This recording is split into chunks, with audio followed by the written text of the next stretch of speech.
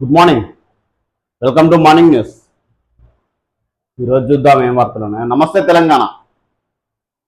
మీకు ఓటేసినందుకు చెప్పుతో కొట్టుకుంటున్నాం. రేవంత్ సారు మీకు దండం. మీకు ఓటేసినందుకు చెప్పుతో కొట్టుకుంటున్నాం. మళ్ళోసారి వచ్చినామనుకో చెప్పుతో కొడుతాం.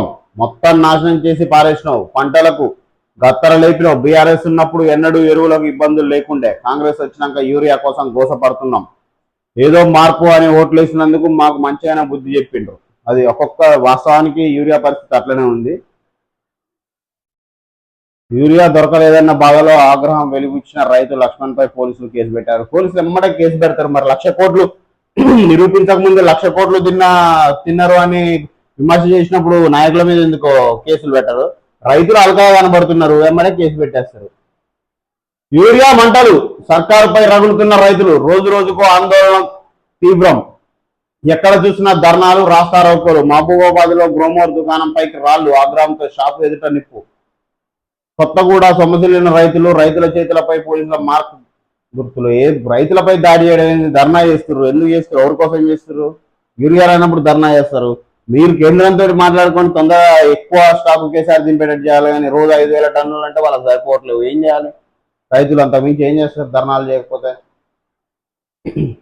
అసలు ఇక ముఖ్యమంత్రి మాట్లాడే మాటలో ఇది కావో అర్థం కావట్లేదు. ఇక తుగ్లక్ గారికి పరిపాలన ఇచ్చినట్టే ఉంది ఒక్కొక్కసారి చూడకపోతే. ఇట్లనే ఉంటే మటుకు ఈ 5 ఏళ్ళు కూడా కొనసాగేది కష్టమే నాకు తెలిసి. యూరియా కొరత లేదు అంటే అంత పిచ్చోళ్ళ గ్రామ గ్రామాన మొత్తం లైన్లో నిలబడి బుక్స్ ఏమంటారు వాళ్ళ బుక్కులు సంచులు బస్తాలు లైన్లో పెట్టి ఎండ నిలబడలేక చెట్ల పొంటి పోయి నిలబడడం ఇదంతా ఏంటిది? డ్రామానా? ఏం మాట్లాడుతుంది? లైన్ లో నిలబడే ఓపిక లేకనే రైతులు ధర్నాలట. వారిని ఎవరో రోడ్డుపై ఎవరు కూర్చోబెడతారు? రోడ్డు పైన పనులు పెట్టి సినిమా టికెట్ల క్యూతో పోల్చిన రేవంత్. అట్లుంది పరిస్థితి. అన్నదాతలను వాడు వీడు అంటూ సంబోధన. అది వాళ్ళ మీద కేసులు పెట్టే ధైర్యం పోలీసులు చేయరు కాబట్టి ఏదైనా అంటారు. బీహార్ కోసమే బీసీ మంత్రం. అక్కడ అసెంబ్లీ ఎన్నికలు ముగిసే వరకు ఇక్కడ స్థానిక ఎన్నికలు సాగదీత. బీసీ నినాదం బీహార్ లో వర్కౌట్ కాకపోవడంతో వదిలేసిన ఏఐసిసి. అసెంబ్లీ ఎన్నికలు ముగియగానే ఇక్కడ 42% రిజర్వేషన్లు అటక మీదకే. అట్లనే అనిపిస్తుంది. అశోక్ నగర్ ఖాళీ. నోటిఫికేషన్లు లేక నైరాశ్యం. నిరుద్యోగులు ఇంటిబాట. జాబ్ క్యాలెండర్ మోసమని తెలిసి నిరాశతో యువత పల్లెబాట. బోసిపోతున్న ఎడ్యుకేషనల్ హబ్, కోచింగ్ సెంటర్లు, స్టడీ హాళ్లు వెలవెల. కళా విహీనంగా సిటీ సెంట్రల్ లైబ్రరీ. అటకెక్కిన కాంగ్రెస్ జాబ్ క్యాలెండర్. 2 లక్షల ఉద్యోగాలు భర్తీ అంటూ నిలువున్న రేవంత్ రెడ్డి సర్కార్ దగా. నమ్మించి నట్టేట ముంచిన కాంగ్రెస్ పై నిరుద్యోగులు, విద్యార్థులు మండిపాటు. మూతపడ్డ 70% వ్యాపారాలు. ఇంటి అద్దెలను కూడా తగ్గించిన ఓనర్లు, టీ స్టాలు, జ్యూస్ సెంటర్లు, కర్రీ పాయింట్లలో గిరాకీ లేక వ్యాపారులు దిక్కులు. వాస్తవానికి ఈ జాతీయ పార్టీ ఏదున్నా ఇట్లనే ఉంటాయి పరిస్థితి రాష్ట్రాలలో. ఎందుకంటే వీళ్లకు అన్ని రాష్ట్రాలు ప్రాధాన్యం ఉంటాయి. ఇక్కడ ముఖ్యమంత్రులు అనేవి బొమ్మలు. వీళ్ళకి సొంతంగా నిర్ణయం తీసుకునే ఏది ఉండదు. అన్ని అధిష్టానం చేసుకోవాలి. జాబులు ఇవ్వాలన్నా, 1,000 కోట్లు ఖర్చు పెట్టాలన్నా ఏదైనా అధిష్టానం నుంచి రావాల్సింది. అందుకే మన ముఖ్యమంత్రి ఇప్పటికీ ½ పైన కొట్టిండు ఢిల్లీకి. ఆ టికెట్ల ధరలు పెట్టినా అయిపోతాయి, సమస్య తీరిపోతుంది చాలా మందిది. జాతీయ పార్టీలు ఇదే. మన రాష్ట్రం మంచిగా ఉండాలంటే ప్రాంతీయ పార్టీ ఎలా ఎత్తుంది? ఏదో మన వాళ్ళే ఉద్యోగ పడ్డానికి చెప్పింది వాళ్ళు నిలువు దోపిడి మొదలుపెట్టారు. అందుకే మిత్రులారా, మన రాష్ట్రంలో ఉన్న 60% దాకా ఉన్నారు దాదాపుగా. కులగణన తీసేయండి, అది కులగణన కాదు, డమ్మి గణన. అది 60% దాకా ఉన్న బీసీలు ఒక్కటైతేనే, బీసీ రాజకీయం వస్తేనే, బీసీలు రాజకీయం చేసి బీసీలు పరిపాలించుకుంటేనే మన రాష్ట్రం బాగుపడుతుంది. బీహార్ కోసమే బీసీ మంత్రం. రైట్. విద్యుత్ ధరలకు రెక్కలు. బొగ్గుపై 5% నుంచి 18% పెరుగుతున్న జీఎస్టీ భారం. దేశంలో కరెంట్ ఛార్జీలు పెరగొచ్చన్న అంచనాలు. అదే జరిగితే తయారీ రంగానికి కష్టాలే. ఆందోళనలో వ్యాపార పారిశ్రామిక వర్గాలు. ఇది మంచి మన స్టేట్ సర్కార్కి మంచి అవకాశం. ఇక జీరో బిల్లులు ఎత్తేయడానికి. ఏంది? కరెంట్ బిల్లులు పెరుగుతున్నాయి, ఇయ్యలేరు కదా. కేంద్రం మీకు నెట్టేస్తాడు, ఇక్కడ జీరో బిల్లులు పీకేస్తాడు ఇక చిన్నగా. ఇప్పుడు నెక్స్ట్ వస్తుంది చూడండి తెరపైకి. 200 యూనిట్లు దాటంగానే కథం ఇక నీకు జీరో బిల్లు కట్టు. ఇప్పుడు లోకల్ బాడీ ఎలక్షన్స్ అయిపోగానే అమలవుతుంది అది. ఇది వాళ్ళకు ఆసరాయిగా. కేంద్రం 5 నుంచి 18% జీఎస్టీ పెంచింది, మేమేం చేయం, కరెంట్ మేము వేయలేకపోతున్నాం, అందుకే తీసేస్తున్నాం అని చెప్తారు. ఈజీగా తప్పించుకోవడానికి మంచి మార్గాలు దొరుకుతున్నాయి వాళ్ళకు. 3 చిన్నారులు దారుణ హత్య. తాండ్రా సూర్యతాండలో తగులబెట్టిన ఆనవాళ్లు, కన్న తండ్రిని చంపి ఆపై ఆత్మహత్య చేసుకున్నట్టు పోలీసులు అనుమానం. ఏం వచ్చింది పిల్లల? సారీ టీచర్, వర్సిటీలో అధ్యాపకులకు అందని జీతాలు, కొత్త టీచర్ల నుంచి ఉద్యోగుల వరకు అవస్థ. ఎన్నికల ముందు ఉద్యోగులకు హామీ వర్షం కురిపించిన కాంగ్రెస్ అధికారంలోకి వచ్చిన తర్వాత మొండి చేయి చూపించిన విమర్శలు వెల్లువెత్తుతున్నాయి. గద్దెనెక్కిన వెంటనే ప్రతి నెల 1 తారీఖున వేతనాలు ఇస్తామని చెప్పిన హస్తం పార్టీ ఆచరణలో అందుకు విరుద్ధంగా వ్యవహరిస్తున్నదని ఉపాధ్యాయులు, ఉద్యోగులు, అధ్యాపకులు ఆగ్రహం వ్యక్తం చేస్తున్నారు. టీచర్స్ డే వచ్చిన ఉస్మానియా, కాకతీయతో పాటు పలు యూనివర్సిటీల్లోని అధ్యాపకులు, నాన్ టీచింగ్ స్టాఫ్, పెన్షనర్లకు వేతనాల కోసం ఎదురు చూడాల్సి వస్తుంది. మోడల్ స్కూళ్లలో పనిచేస్తున్న ఉద్యోగులకు కూడా వేతన నిరీక్షణ తప్పడం లేదు. మొన్ననే 1000 కోట్లు ఇస్తాంటివి కదా, జీతాలే లేకపోతున్నావు. ఇది దుర్భరమైన పరిస్థితి రాష్ట్రం. చూడండి ఇక్కడ కనబడుతుంది.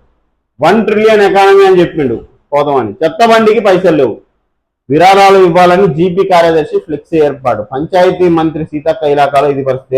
వెంకటాపూర్ పంచాయతీరాజ్ శాఖ మంత్రి సీతక్క సొంత నియోజకవర్గంలో గ్రామ పంచాయతీలకు నిధులు కరువయ్యాయి. ములుగు జిల్లా వెంకటాపూర్ మండల కేంద్రంలోని గ్రామ పంచాయతీ కార్యాలయం, నేను తోపుడు బండిని, నా ధర 8,000, గ్రామంలో మంచి మనసున్న దాతలు ముందుకు వస్తే మన గ్రామ పంచాయతీకి ఉపయోగపడతా అని పంచాయతీ కార్యదర్శి ఫ్లెక్సీ పెట్టే పరిస్థితికి వచ్చింది మన రాష్ట్రంలో. అవినీతి జరిగిందని గోస్ రిపోర్ట్ చెప్పలేదు, లోపాలే తప్ప అవకతవకలు జరిగాయని అనలేదు. పలుమార్లు సాక్ష్యం ఇచ్చినా నా పేరు నివేదికలో లేదు. ప్రముఖ సాగునీటి రంగ నిపుణుడు వి ప్రకాష్. కాళేశ్వరంపై జస్టిస్ పిసి ఘోష్ కమిషన్ ప్రభుత్వానికి సమర్పించిన నివేదికలో ఎక్కడా అవినీతి, లంచగొండితనం జరిగినట్టు పేర్కొనలేదని సాగునీటి నిపుణుడు, రాష్ట్ర జలవనరుల అభివృద్ధి శాఖ కార్పొరేషన్ మాజీ చైర్మన్ వి ప్రకాష్ పేర్కొన్నారు. ఈ నివేదిక ఆధారంగా ఎవరి మీదనైనా ఆరోపణలు చేయడానికి అవకాశం లేదని అన్నారు. అది కొన్ని ఉంటాయి లాజిక్లు వాటికి కూడా. కాలం కలిసి రాక గుండె పగిలిన రైతు, 30 ఎకరాలు కౌలుకు 20 లక్షల అప్పు, భారీ వర్షాలు దెబ్బతిన్న పంటలు. అశోక్ నగర్ పరిస్థితి ఇట్లుంది, నోటిఫికేషన్స్ లేక. ఈ అవకాశం ఒకసారి ఇస్తారు అంతే. ప్రజలు కూడా ఎందుకు భరిస్తారు? అవకాశం ఇచ్చారు కానీ గద్దెనెక్కి కూర్చుంటే ఇట్లా మాట్లాడేది ఏంది? ఇదా ముఖ్యమంత్రి మాట్లాడే మాటలా? యూరియా కొరత లేదు, నిలబడే ఓపిక లేక రైతులు ధర్నాలు చేస్తారా? రోడ్డుపై కూర్చోబెడుతున్నారు సినిమా టికెట్లతో వచ్చిన రేవంత్ రెడ్డి. ఏంది? రైతులు క్యూ లైన్ లో తిప్పలు పడుతుంటే ముఖ్యమంత్రి రేవంత్ రెడ్డి అన్నదాతలను ఉద్దేశించి అనుచిత వ్యాఖ్యలు చేశారు. లైన్ లో నిలబడి సహనం లేక రైతులు యూరియా కొరత ఉందని చెప్తున్నారట. మండిపడ్డారు. యూరియా కోసం లైన్ లో నిల్చున్న వారిని ఎవరో ఒకరు తీసుకెళ్లి ధర్నా చేయిస్తున్నారని తెలిపారు. అసలు లైన్ లో మరి ఇప్పుడు గత 10 సంవత్సరాల నుంచి లైన్ లో నిలబడే వస్తుందా? ఇప్పుడు లేదా? అసలు లైన్లో ఎందుకు నిలబడాల్సి వస్తుంది యూరియా సమృద్ధి ఉంటే? మాట్లాడేటప్పుడు అర్థం ఉండాలి మాటలు మాట్లాడితే. అది రాష్ట్ర ముఖ్యమంత్రి హోదాలు ఉండి. కామారెడ్డి పర్యటనలో అధికారులతో సమీక్ష సమావేశం నిర్వహించిన రేవంత్ రెడ్డి మాట్లాడుతూ, ఒక్కసారి మంది అందరూ ఒక దగ్గర నిలబడితే యూరియా అందుబాటులో ఉన్నా కూడా లైన్ పెద్దగా కనబడుతుంది. సినిమా హిట్ అయినా అందరికీ టికెట్ దొరుకుతుంది కానీ లైన్ పెద్దగా కనబడుతుంది. అది ఎక్కువ మంది ఉన్నారని లైన్ అవపడుతుందట ఒక్కసారి. అది తెలవదు మరి. ఆఖరి ఆయనకు మొదట ఆయనకు సేమ్ టైంలో ఇవ్వలేం కదా. సేమ్ యూరియా అందుబాటులో ఉన్నా కూడా 1000 మంది లైన్లో ఉంటే కూడా మొదటోడికి చివరోడికి 8 గంటలు పడుతుంది. వీడు 8 గంటలు లైన్లో నిలబడేసరికి అసలు యూరియానే అందుబాటులో లేదని వాడు కూర్చోవడానికి పోయి రోడ్డుకు అడ్డంగా కూర్చుంటాడు. కొన్నిసార్లు ఈడ కూర్చుంటే ఏంది, ఆడ కూర్చుంటే ఏందని ఎవడో ఒకటి తీసుకెళ్లి ఆడ కూర్చోబెడతాడు అని వ్యాఖ్యానించాడు. రైతులను వాడు వీడు అని సంబోధించడం పట్ల అభ్యంతరాలు వస్తున్నాయి. రైతులు తిరిగి మిమ్మల్ని అనలేకనే కదా మీ ధైర్యం. ఎవరికి ఒక రైతు ఆవేశపడితే కేసు పెట్టి లోపడేస్తారు. అసలు ఏమైనా అర్థం ఉందా ఈ మాటల్లో? ఒక రాష్ట్ర ముఖ్యమంత్రి చెప్పాల్సిన మాటలేనాయి. 1000 మంది ఎందుకు నిలబడాల్సి వస్తుంది లైన్లో? నీకాడ యూరియా ఉంటాయంటే అసలు ఆ తలుపులే తెరవట్లేదు కదా సెంటర్లలో, ఆ కళ్ళకు కనబడట్లేదా? మరి రైతులు లైన్లో నిలబడుతున్నప్పుడు కళ్ళు మూసుకొని ఎక్కడ ఉంటుర్రా? అంటే రైతు తిరిగి అనలేడు కదా ఒక మాట. ఇప్పుడు వాడు వీడని వీళ్ళు వాళ్ళని సంబోధిస్తారు, మిమ్మల్ని తిరిగి అనలేరు అన్న ధైర్యమే కదా. అంటే ఎమ్మటే కదా కేసు పెడతారు, లోపడిపోతారు.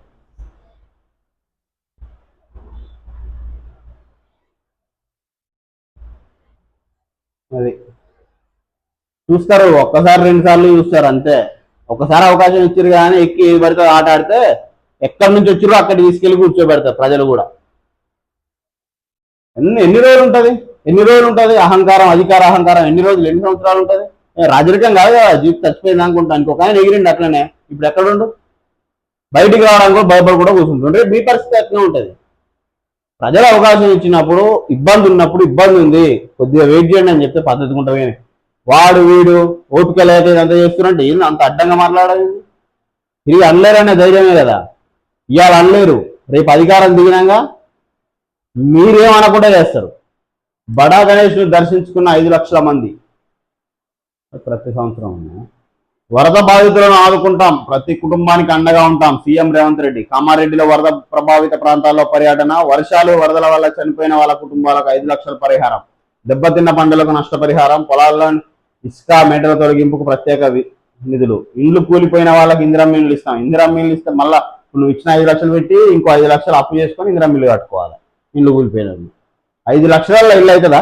అట్లని మిమ్మల్ని 10 లక్షలు ఏమని అడగట్లేరు ఎవరు, ప్రజలు కూడా సంతోషంగా తీసుకొని కట్టుకుంటారు. కలెక్టరేట్లో ఆఫీసర్లతో సీఎం రివ్యూ. రైతు వేదికల దగ్గర యూరియా పంపిణీ చేయండి, ముందుగానే రైతులకు టోకెన్లు ఇస్తే ఎలాంటి గొడవలు ఉండవు. శాశ్వత రిపేర్లకు ప్రతిపాదనలు రూపొందించాలని ఆదేశం. కేసీఆర్ మౌనం వెనుక మర్మం ఏంటి? కవిత లేఖ లీక్ దగ్గర నుంచి సస్పెన్షన్ వరకు స్పందించని బీఆర్ఎస్ చీఫ్. అయ్యి అసలు వీళ్ళది ఇంకా అర్థం కాదు వ్యవస్థ. పార్టీ మరి ఏంది అసలు? ఒక ప్రెస్ మీట్ పెట్టి ఇది పరిస్థితి అని ఎక్స్ప్లెయిన్ చేసి మొక్కం లేదు. ఎట్లా అర్థం చేసుకుంటారు ప్రజలైన ఎవరైనా? మరి అధికారం ఉన్నప్పుడు ఎవరికి కనబడలే, అధికారం పోయినప్పుడు గొంతెత్తి అరవాల్సింది పోయి, ప్రభుత్వాన్ని ఇబ్బంది పెట్టాల్సింది పోయి, అది బయటికి రాకుండా ఇంకా కథం నాకు పదం ఉంటేనే నేను వస్తా, లేకపోతే రాను. ప్రజలు అర్థం చేసుకోవాలి. అవసరమా? ఇక్కడ ఉన్న జనాభా ఎవరు? 60% జనాభా బీసీ ఉన్నారు. అరే ఇంక 10% లేని వాళ్ళకి అధికారం ఇచ్చి పిచ్చోళ్ళ లెక్క ఎదురు చూడడం నాకు అర్థం కాదు. ప్రతి ఒక్క బీసీ బలంగా డిసైడ్ కావాలి.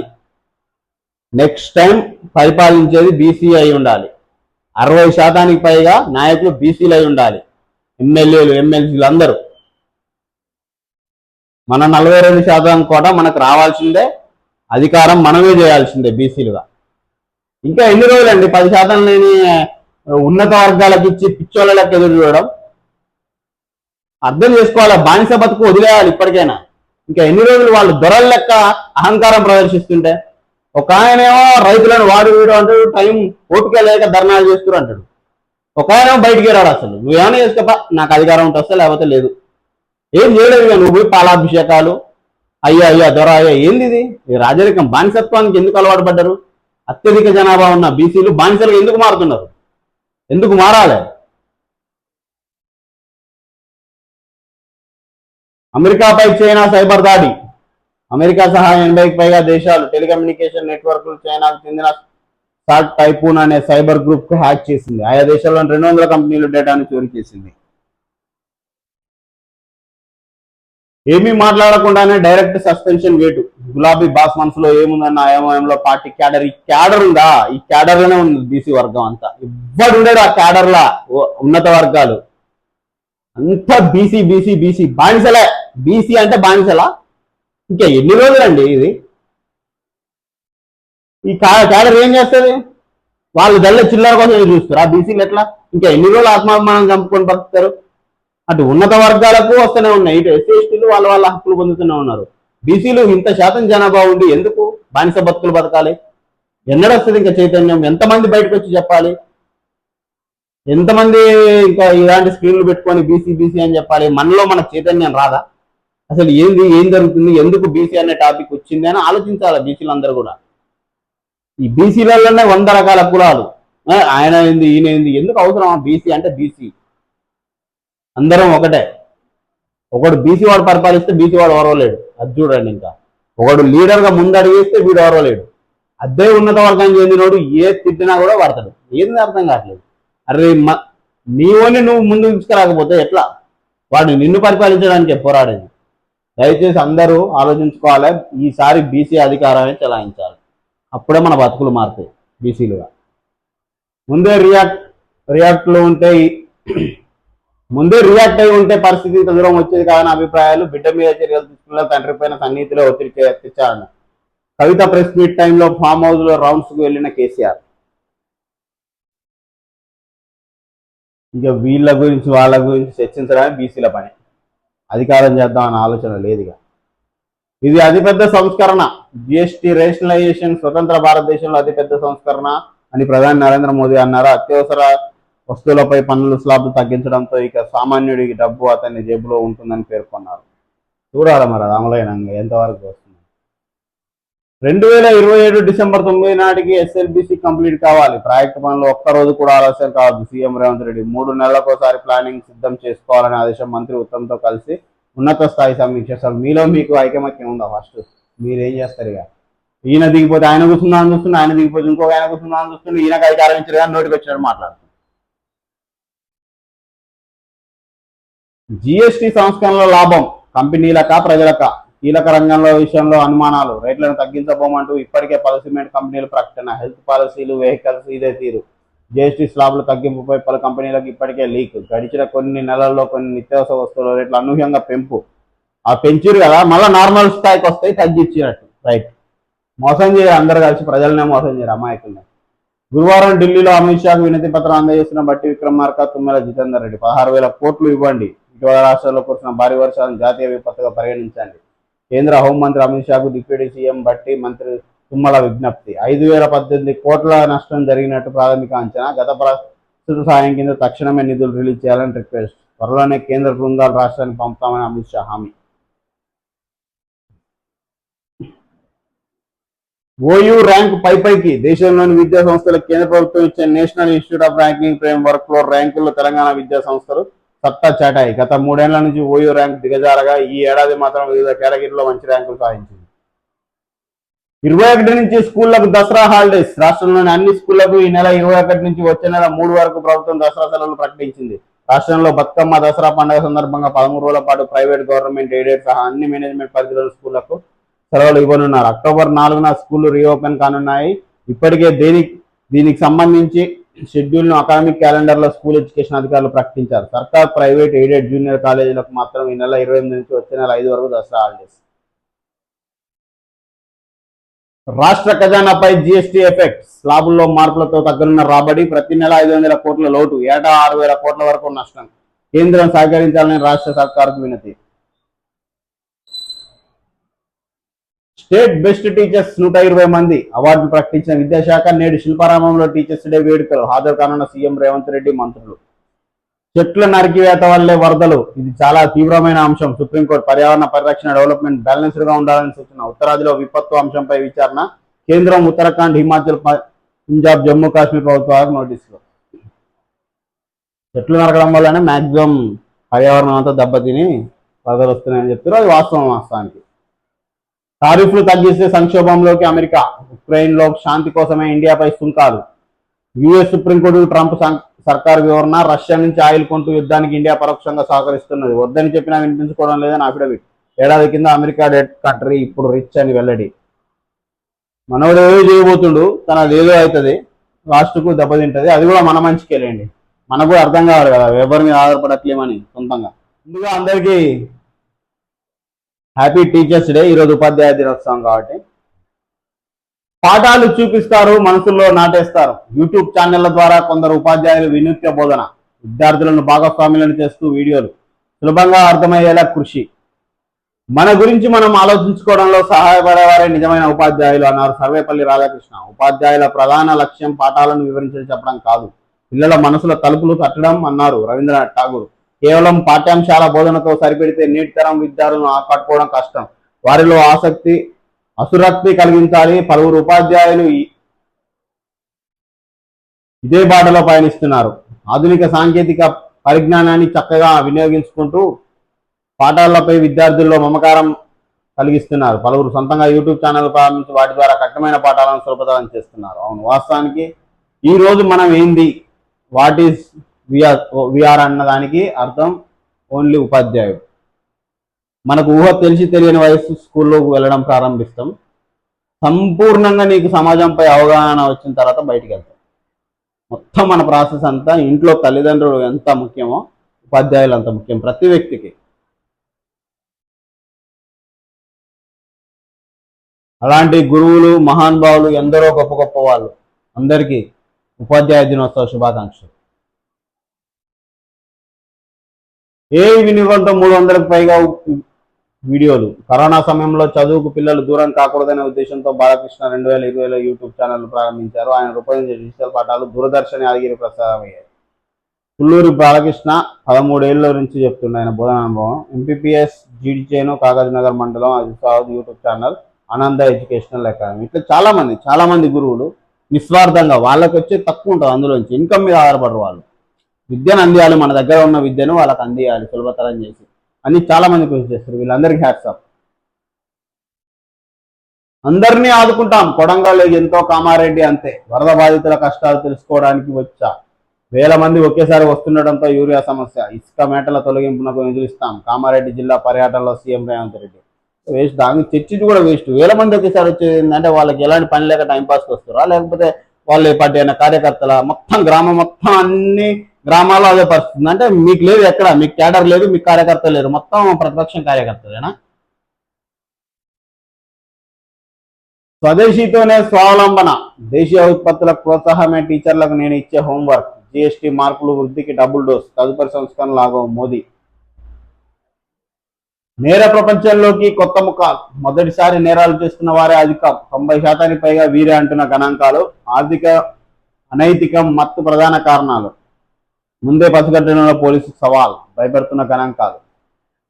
జాతీయ నేర నమోదు సంస్థ గణాంకాల ప్రకారం 2022లో రాష్ట్రంలో నమోదైన మొత్తం నేరాలు, నిందితుల వివరాలు. అరెస్ట్ అయిన మొత్తం 96,150 మంది. వీరిలో కొత్త నేరస్తులు 88,890 మంది. స్పెషల్ లోకల్ అరెస్ట్ అయిన నిందితులు 14,360. వీరిలో కొత్త నేరస్తులు 14,013 మంది. అంటే దాదాపుగా 90% పైనే ఉన్నారు.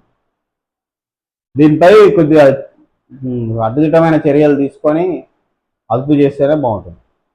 ప్రకృతిని నాశనం చేస్తున్నాం, అందుకే విపత్తులు. సుప్రీం. భారత్ చైనాలనే బెదిరిస్తారా, శిక్షిస్తామనే ముందు అవతల నాయకులు ఎవరో చూడొద్దు. పుతిన్.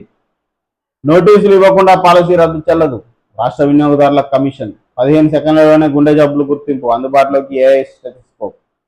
అధైర్యపడకండి, నాకు కొడంగల్ ఎంతో, కామారెడ్డి కూడా అంతే. సీఎం రేవంత్ రెడ్డి. దశాబ్ద కాలంలో రాని భారీ వరద వచ్చింది, ఇల్లు కోల్పోయిన వారికి కొత్త ఇల్లు కట్టిస్తాం, నష్టపోయిన రైతులను ఆదుకుంటాం. కామారెడ్డిలో వరద బాధితులను పరామర్శించిన ముఖ్యమంత్రి రేవంత్ రెడ్డి.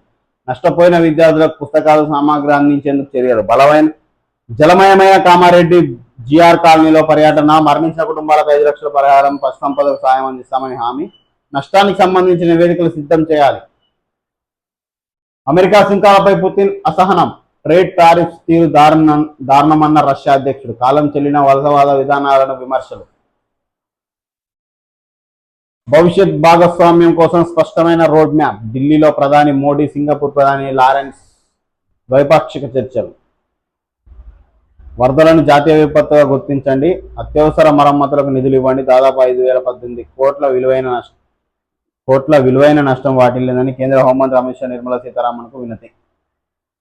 బీఆర్ఎస్ కు ఇంకెన్నాళ్ళు దోచిపెడతారు, రాజకీయ నాయకులయ్యాక మాలాంటి వాళ్ళను ఓడించాలని చూస్తారు. సభ్యత్వం పేరుతో 10 నుండి 50 లక్షలు వసూలు చేశారు, వసూలు చేసిన పైసల లెక్కలన్నీ తీస్తా. చైనాతో సంబంధాలు మెరుగుపరిచిన మోదీకి థ్యాంక్స్ చెప్పారా. స్వేచ్ఛగా వ్యాపారం చేసే పరిస్థితిని నేను కల్పిస్తా, కేంద్ర హోంశాఖ సహాయక మంత్రి బండి సంజయ్ కుమార్. మీరు ఉన్నప్పుడు ఏం చేశారు, మరి ఇప్పుడు చేస్తారు కానీ కేంద్రానికి వెళ్ళినాక రాష్ట్రం గురించి విపరీతంగా చేస్తారు, కానీ రాష్ట్రంలో ఉన్నప్పుడు ఒత్తిడి తేలేకపోయారు. బీజేపీ మాట్లాడితే ఎట్లుంటుందంటే, అసలు ఈ రాష్ట్రంలో బీజేపీ ఉందా అసలు అనిపిస్తుంది అప్పుడప్పుడు. కేవలం కాషాయం రంగు కప్పుకొని హిందుత్వం ముసుగు వరకే ఈ రాష్ట్రానికి బీజేపీ చెందింది అన్నట్టుగానే ఉంది. వద్దాం ప్రభుత్వాన్ని స్థాపిద్దాం అన్నట్టుగా ఎక్కడా వాళ్ళ ప్రవర్తన ఉండదు. పాపం కార్యకర్తలు మెచ్చుకోవాలి, బీజేపీ కార్యకర్తలు. బీజేపీ క్యాడర్, చిన్న స్థాయి క్యాడర్ అంతా హ్యాట్సప్ వాళ్ళకు. ఎందుకంటే అసలు ఎలాంటి ఉండదు. ఇప్పుడు సరే మనం చూసుకుంటే బీఆర్ఎస్ కానీ కాంగ్రెస్ కానీ ఇక వేరే ఏ ఉన్నా కూడా కొంచెం ఒక రకమైన హోప్ ఉంటుంది వాళ్ళకు. మనం నిజంగానే న్యాయకత్వం కోసమే ఈ రాష్ట్రంలో ప్రభుత్వాన్ని ఏర్పాటు చేయడం కోసమే పోరాడుతున్నాం. బీజేపీలో అది అవపడదు, క్యాడర్ను మాత్రం వాడుకుంటారు, అసలు ఏది వాళ్ళు ఉండదు. తెలంగాణ సీనియర్ ఐఏఎస్లో కొత్త టెన్షన్. సిబిఐ పిలిస్తే ఏం చెప్పాలి, రిటైర్డ్ అయిన కేసుల నుంచి తప్పించుకోలేరు. కాళేశ్వరం కుంభకోణంలో జవాబు లేని ప్రశ్నలు ఎన్నో. రిపోర్టుల్లో పేరు లేకపోయినా కొత్త కోణాలు బయటపడవచ్చు. మాకు గుర్తులేదు అనే సమాధానం ఇప్పుడు సేఫ్ కాదు. ఫైళ్లపై సంతకాలు చేసిన వారంతా వాస్తవాలు చెప్పాల్సిందే. అధికారులకు వచ్చిన సమస్య ఏంటంటే, ఇప్పుడు అధికారంలో ఉన్నప్పుడు పాపం ఐఏఎస్లో అయితే చూడండి, దేశం మొత్తం మీద 130 నుంచి 140 కోట్ల మందిలో ఎంతో మేధో సంపత్తి కలిగిన వాళ్ళే యూపీఎస్సీ సివిల్ సర్వీసెస్కి వస్తారు. ప్రతి సంవత్సరం 1000 నుంచి 1100 మంది సెలెక్ట్ అవుతారు. అందులో టాప్ ర్యాంకర్స్ మాత్రమే ఐఏఎస్లో ఉంటారు. అంత మేధో సంపత్తి ఉండి కూడా కేవలం డబ్బులు పెట్టి ఎమ్మెల్యే గుర్తింపు తెచ్చుకున్న వాళ్ళ కింద పనిచేయాలి. వాళ్ళు ఎక్కడ సంతకం పెట్టమంటే అక్కడ పెట్టాలి. వాళ్ళకి ఎదురు తిరగలేని పరిస్థితి. ఈ వ్యవస్థ మారాలి. ఇంకెన్నేళ్ళు నాకు తెలిసి 10వ తరగతి కూడా పాస్ అయి ఉన్నాడు ఈ ఎమ్మెల్యే. 100 కోట్లు 150 కోట్లు ఖర్చు పెడతాడు ఆ నియోజకవర్గ పరిధిని బట్టి ఎమ్మెల్యే అవుతాడు. కాకపోతే ఇంకా అక్కడ ఉన్న ఐఏఎస్లంతా ఈయన మాట వినాల్సిందే. ఇక ఏం దౌర్భాగ్యం పట్టింది ఐఏఎస్లకు. అసలు పొలిటీషియన్కు ఐఏఎస్కు అసలు ఎలాంటి పొత్తు పెట్టద్దు. ఆయన చేసిన చట్టం కరెక్ట్ అయిందా కాదా అని ఇంకా అసలు రిజెక్ట్ చేసే పవర్స్ కూడా ఐఏఎస్కి ఇవ్వాలి. అప్పుడు ఈ దేశం బాగుపడుతుంది. మనం రాజకీయంలోకి క్వాలిఫికేషన్ పెట్టట్లేం కదా. మినిమం డిగ్రీ చేసి ఉంటేనే ఎమ్మెల్యే అర్హత ఉంటుంది అని పెడితే మస్తుండు. కానీ ఏంది చదువుకున్న వాళ్ళకి అవకాశాలు ఉన్నట్టు ఉంటుంది. కానీ ఇప్పుడు డబ్బులు ఉన్న వాళ్ళకి అవకాశం మినిమం 100-200 కోట్లు ఖర్చు పెడితేనే ఎమ్మెల్యే అవుతారు అన్న అర్హతతో నడుస్తున్నాయి ప్రస్తుతం రాజకీయాలు. గుమ్మడి నరసింహ గారు చేసిన రాజకీయాలు అయిపోయినాయి. వాటి గురించి ఇప్పుడు చర్చలు లేవు, చర్చించుకునే పరిస్థితి లేదు. సర్పంచ్ ఎవరు గెలవలేరు 500 నోటు పంచకపోతే. ఇది వాస్తవం. మొత్తం తెలంగాణ ఉన్న గ్రామాల్లో ఏ సర్పంచ్ అంటే 100 రూపాయలు కూడా కనీసం 200 కూడా పంచకుండా నిలబడే ధైర్యం చేయగలుగుతారా? అసలు ఓటు వేస్తారా? ప్రజల్లో ఉందా ఆ చైతన్యం? డబ్బులు తీసుకోకుండా మాకు డబ్బులు వద్దు, మేము మాకు సరైన వాళ్ళని ఎన్నుకుంటామని. ఓపెన్ సీక్రెట్ ఇది మార్కెట్లో. డైరెక్ట్ ప్రచారంపై నాయకులు చెప్తారు ఎవరిచ్చినా డబ్బులు తీసుకోండి కానీ ఓటు మాకేయండి అని. మీ మంచట్లేమో వేరే వాళ్ళు ఇస్తారు, ఈయన అందరికంటే ఎక్కువ ఈయనే మంచిది అట్లా చెప్పాడు ఆయన. అది ప్రస్తుత రాజకీయం. ఇంత మీద సంపత్తి ఉన్న ఐఏఎస్ కనీసం 10వ తరగతి కూడా పాస్ కానీ ఒక ఆయన పై ఉన్న రాజకీయ నాయకుడు చెప్పిన ఫైల్ మీద సంతకం పెట్టాలి గుడ్డిగా.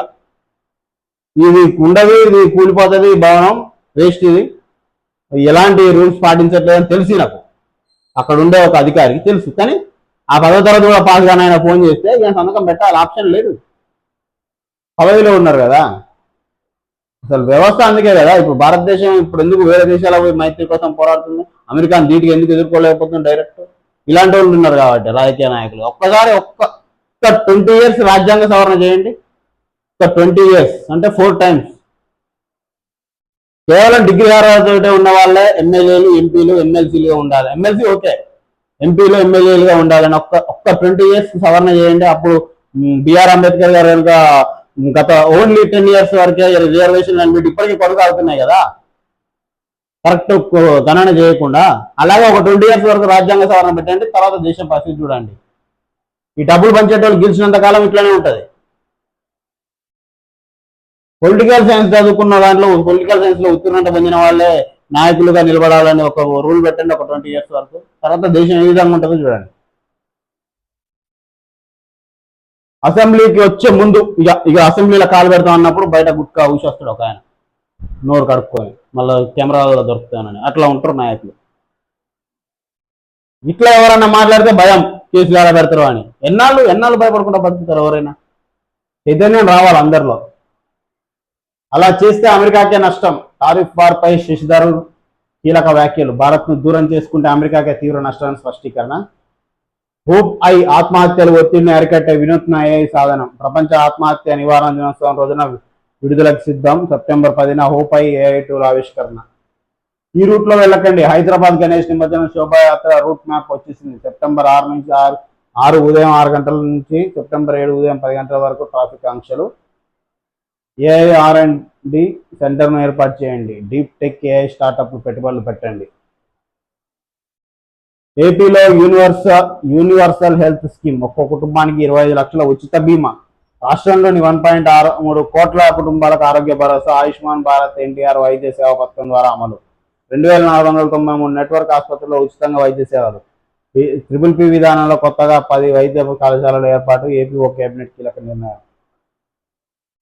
మంచి ఇనిషియేషన్. 25 లక్షలు అంటే ఆల్మోస్ట్ ఎంత పెద్దదైనా క్లియర్ అవుతుంది. బట్ అది ఎంత చిత్తశుద్ధితో అమలు చేస్తారనేది చూడాలి. హాస్పిటల్స్ కూడా అంతే బాధ్యతగా రన్ చేయాలి. ప్రభుత్వం ఇచ్చినంత మాత్రం హాస్పిటల్స్ వాళ్ళు ఎన్నో డిక్లైన్ చేయడానికి ఎన్నో రూల్స్ పెడతారు వాళ్ళు కూడా. అది లేదు, ఇది లేదు, ముందు ఓపీలో ఆధార్ కార్డు ఎంటర్ చేయొద్దు, ఆరోగ్యశ్రీ ఎంటర్ చేయ, ఇవన్నీ చాలా ఉంటాయి ఆ హాస్పిటల్ అక్కడ కూడా నాటకాలు.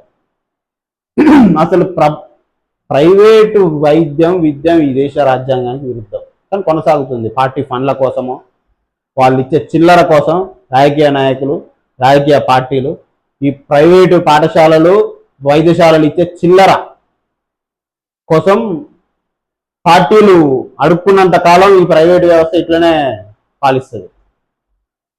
ఎందుకు చేయకూడదు ప్రభుత్వ పరం వాటిని కూడా? ఉన్న ప్రభుత్వం ఎయిడెడ్ వాటినే ప్రైవేటీకరణ చేద్దామని చూస్తారు. ఇక ప్రైవేటీ ప్రభుత్వంలోకి తీసుకొస్తారు వాళ్ళు.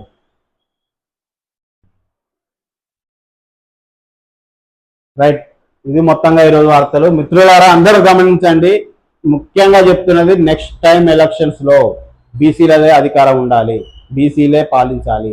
అప్పుడే ఈ రాష్ట్రం బాగుపడుతుంది, ఈ రాష్ట్రంలో బీసీలు బాగుపడతారు.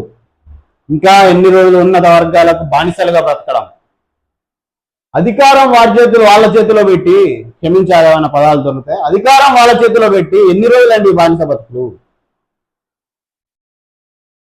అధికారం మనమే చేయాలి, బీసీలే పరిపాలించాలి. 60% జనాభా పైగా ఉన్న బీసీలను వేరే ఉన్నత వర్గాలకు ఇచ్చి ఏంది? యూరియా కోసం వాడు వీడు అని సంబోధించడం ఏంది? రైతు కడుపు మండింది, ఆవేశంగా ఒక మాట అన్నాడు, నీకు ఓటేసినందుకు చెప్తూ కొట్టుకున్నాం, ఇంకొకసారి వస్తే చెప్పుతో కొడతామని. అది ఆవేశంలో అన్నమాట, కడుపు మంటతో అన్నమాట. దానికి కేసులు పెట్టి లోపడేయడం ఏంది? నువ్వు అనట్లేవా? ఈ రాష్ట్ర ముఖ్యమంత్రి హోదాలో ఉండి మీరు ఎన్నో మాటలు మాట్లాడుతున్నారు. అది నిరూపణ కాకముందే, మరి ఏంది అని తేల్చకముందే అరెస్ట్ చేయి, 1,00,000 కోట్లు దోపిడీ అంటున్నావు, అరెస్ట్ చేయి. ఒక ముఖ్యమంత్రి పదే అంటున్నావు, నీ మీద నీకు నమ్మకం లేదా? చిల్లర మాటలు మాట్లాడుతున్నారా అధికారంలో ఉండి? ఏది జనాలను పిచ్చాలని చేయడానిక? 1,00,000 కోట్లు తిన్నారు అంటున్నావు ముఖ్యమంత్రి అయి ఉండి, మరి అరెస్ట్ చేయి. ఎందుకు? నాకు చేత కాదని కేంద్రానికి అప్పచెప్పినావు. నీ చిత్తశుద్ధి మీద మీకు నమ్మకం లేకనే ఈ పని చేసిరు మీరు. 10 సంవత్సరాలు పాలించిన వాళ్ళు మమ్మల్ని దోచుకున్నారని అర్థమయ్యా, ప్రజలు మీకు కట్టబెట్టింది అధికారం. మరి మీరేం చేస్తున్నారు? ఎవరైనా ఇట్లా విమర్శిస్తే ఇట్లా అనాలని ప్రతి ఒక్కరికి ఉంటుంది, కానీ అనలేరు. ఎందుకంటే అరెస్ట్ చేస్తారు, కేసులు పెట్టి, భయపడాలి, అధికారంలో ఉన్నారు. ఎన్ని రోజులు ఈ బానిస బతుకులు? అదే అధికారం బీసీల చేతిలో ఉంటే మళ్ళా బీసీలు పనికిరారు.